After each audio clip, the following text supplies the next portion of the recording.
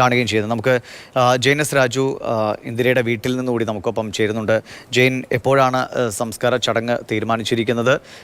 നേരത്തെ പറഞ്ഞ ആ ഒരു ഭിന്നതകളെക്കുറിച്ചൊക്കെ പലരും സംസാരിച്ചു കഴിഞ്ഞു. എങ്കിലും കുടുംബം എല്ലാം ഈ പ്രതിഷേധത്തിൻ്റെ ഭാഗമായി തന്നെ നിൽക്കാൻ തന്നെയാണല്ലോ അവരുടെ തീരുമാനമല്ലേ?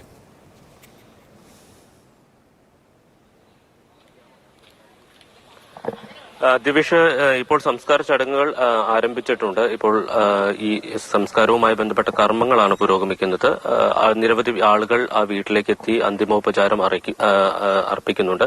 ഏതാണ്ട് 10:30 സംസ്കാരം ചടങ്ങുകളിലേക്ക് കടക്കും എന്നുള്ളതാണ് മനസ്സിലാക്കുന്നത്. വളരെ വൈകാരികമായിട്ടുള്ള ഒരു വിഷയമാണ്. പ്രത്യേകിച്ച് കഴിഞ്ഞ കുറച്ച് നാളുകളായി പ്രത്യേകിച്ച് മലയോര മേഖലയിൽ, ഇടുക്കി ജില്ലയുടെ മലയോര മേഖലയിൽ നീണ്ടു നിൽക്കുന്ന ഒരു ഭയവും ആശങ്കയും, അത് ഓരോ ദിവസവും വർദ്ധിച്ചു വരുന്ന ഓരോ സംഭവങ്ങളാണ് ഓരോ ദിവസവും ഉണ്ടാകുന്നത് എന്നുള്ളതാണ്.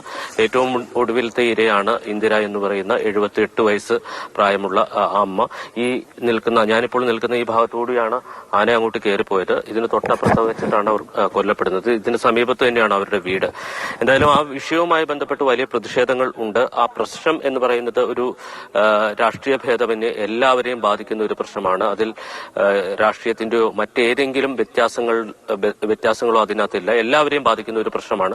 ആ പ്രശ്നവുമായി ബന്ധപ്പെട്ട് മലയോര മേഖലയിൽ വലിയ പ്രതിഷേധം നിലനിൽക്കുന്നുണ്ട് എന്നുള്ളത് ഒരു യാഥാർത്ഥ്യമാണ്. ആ യാഥാർത്ഥ്യം അല്ലെങ്കിൽ ആ പ്രശ്നത്തെ ഊന്നിക്കൊണ്ട് തീർച്ചയായിട്ടും നമ്മൾ സംസാരിക്കണം എന്നുള്ളതാണ്.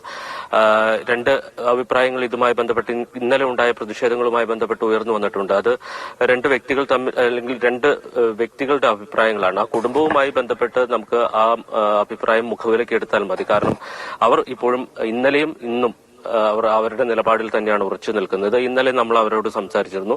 ഈ മൃതദേഹം പ്രതിഷേധത്തിനായി എടുത്തുകൊണ്ട് പോയപ്പോൾ നിങ്ങളുടെ അനുമതിയോടുകൂടിയാണോ എന്ന് ഇന്നലെ തന്നെ നമ്മൾ അവരോട് ചോദിച്ചിരുന്നു.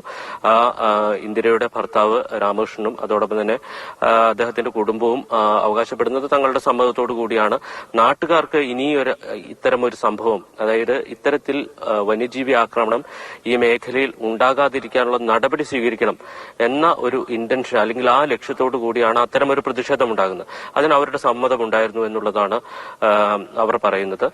അതുമായി ബന്ധപ്പെട്ട പ്രതിഷേധങ്ങൾ അതിനുശേഷമാണ് ഉണ്ടായത്. ഇന്ന് രാവിലെയും അദ്ദേഹം ആ നിലപാടിൽ തന്നെയാണ് ഉറച്ചു നിൽക്കുന്നത്. പിന്നീട് സഹോദരൻ എത്തുന്നത് ഈ പ്രതിഷേധങ്ങൾക്കിടയിലേക്കാണ് എന്നാണ് ഞാൻ മനസ്സിലാക്കുന്നത്. അദ്ദേഹം കുന്നത്തടിയിലാണ് താമസിക്കുന്നത്. ഈ സംഭവം അറിഞ്ഞ ഉടനെ അദ്ദേഹം ഇരുചക്ര വാഹനത്തിൽ ഈ പ്രതിഷേധം നടക്കുന്ന സ്ഥലത്തേക്ക് എത്തുകയായിരുന്നു. അപ്പോൾ എന്താണ് അവിടെ നടന്നത്, അനുമതി നൽകിയിരുന്നു, അവരുടെ സമ്മതത്തോടു കൂടിയാണോ എന്നതടക്കമുള്ള ഒരു കാര്യം ഒരുപക്ഷെ അദ്ദേഹത്തിന് അറിയണമെന്നില്ല. അതുകൊണ്ടായിരിക്കും അദ്ദേഹം അത്തരത്തിലൊരു അഭിപ്രായ പ്രകടനം നടത്തിയത് എന്നാണ് തോന്നുന്നത്. എന്തായാലും ഈ ആളുകളെ ബാധിക്കുന്ന ഒരു പ്രശ്നമുണ്ട്. അത് വന്യജീവി സംഘർഷം അല്ലെങ്കിൽ